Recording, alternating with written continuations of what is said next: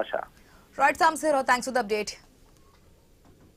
ఇక ఇప్పిలి పంచాయతీ పరిధిలోని పోలింగ్ సారళిని పరిశీలించేందుకు వెళుతున్న కూటమి ఎమ్మెల్యే అభ్యర్థి గొండు శంకర్ ను అడ్డుకున్నారు వైసీపీ నేతలు.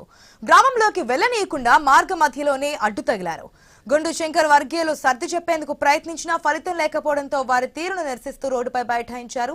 సమాచారం అందుకున్న పోలీసులు పరిస్థితిని చక్కదిద్దారు. ప్రతిపక్ష అభ్యర్థిని అడ్డగించడం ప్రజాస్వామ్యాన్ని కూనీ చేయడమే అన్నారు గొండు శంకర్. ఏదో నా మీద మాట మోపించి మాకైతే అదే పత్తే అన్ని పక్కన వెళ్తుంటే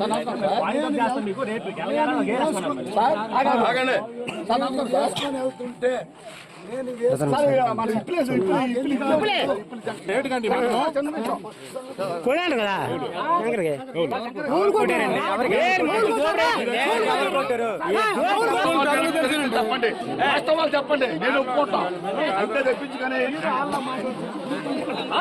వాస్తవాలు తెలుసుకున్నారంటే వాళ్ళు చేసిన చేత కాక మా ఏజెంట్లు బయటికి కనిపిస్తే ఏం పీకుతాను. ఓటేయడం ఒక అద్భుత అవకాశమని ప్రతి ఒక్కరూ అవకాశాన్ని వినియోగించుకోవాలన్నారు అరకు ఎంపీ కూటమి అభ్యర్థి కొత్తపల్లి గీత. రాజమండ్రిలోని రౌండ్ పార్క్ దగ్గరున్న 144 పోలింగ్ బూత్లో ఆమె ఓటేశారు.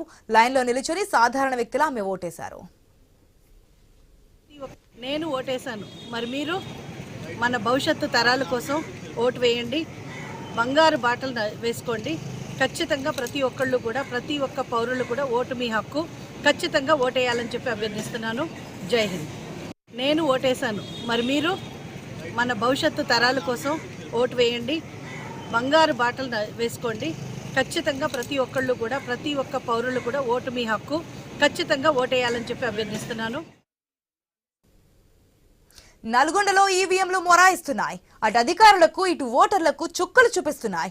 ఈవీఎంల మొరాయింపుతో పోలింగ్ సరళి నెమ్మదిగా సాగుతోంది. నల్గొండలో పోలింగ్ అప్డేట్ మరింత సమాచారం మా ప్రతినిధి కిరణ్ అందిస్తారు.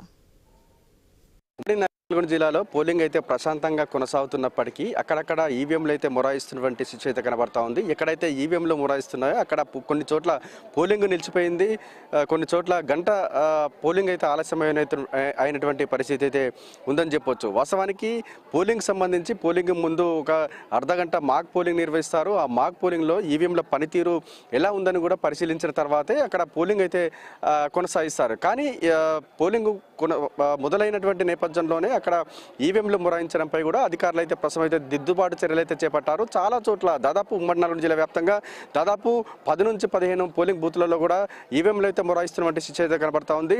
ఇటు భువనగిరి, అదేవిధంగా నకరేకల్, సూర్యాపేట, మిర్యాలగూడ, హాలియా సెగ్మెంట్లకు సంబంధించి దాదాపు 15 పోలింగ్ బూత్లలో కూడా ఈవీఎంలు మొరాయిస్తున్నటువంటి నేపథ్యంలో ప్రస్తుతం అయితే టెక్నికల్ టీం అయితే రంగంలో దిగి కూడా ఇటు దిద్దుబాటు చర్యలు అయితే చేపడతా ఉంది. దీంతో కొంత ఓటర్లు అయితే తీవ్ర ఇబ్బందులు పడుతున్నారు. ఎందుకంటే లైన్లలో చాలా గంటలు వెయిట్ చేయాలన్నటువంటి పరిస్థితి అయితే ఉందని చెప్పొచ్చు. సహజంగా 10 పోలింగ్ బూత్ అంటే ముందస్తు జాగ్రత్తగా కూడా, ముందస్తు చర్యలుగా కూడా 10 పోలింగ్ బూత్లకు సంబంధించి అదనంగా 1-2 ఈవీఎంలు అదనంగా ఉంటారు. ఎందుకంటే ఎక్కడైతే ఈవీఎంలు మొరాయిస్తాయో ఎమ్మటే అందుబాటులో ఉన్నటువంటి ఎక్స్ట్రా అందుబాటులో ఉన్నటువంటి ఈవీఎంలను తీసుకొచ్చి కూడా పోలింగ్ అయితే ఇబ్బందులు లేకుండా చూస్తారు. కానీ కొన్ని చోట్ల మాత్రం 10 పోలింగ్ బూత్లకు సంబంధించి 2 ఈవీఎంలు మొరాయిస్తున్నటువంటి నేపథ్యంలో కొంత ఇబ్బందులు అయితే పడుతున్నటువంటి సిచ్యువేషన్ కనబడతా ఉంది. చూసుకోవచ్చు మనం ప్రస్తుతం అయితే అతిపెద్ద పోలింగ్ బూత్ అయినటువంటి మేకల అభినవ్ స్టేడియంలో ఉన్నాం. చూసుకోవచ్చు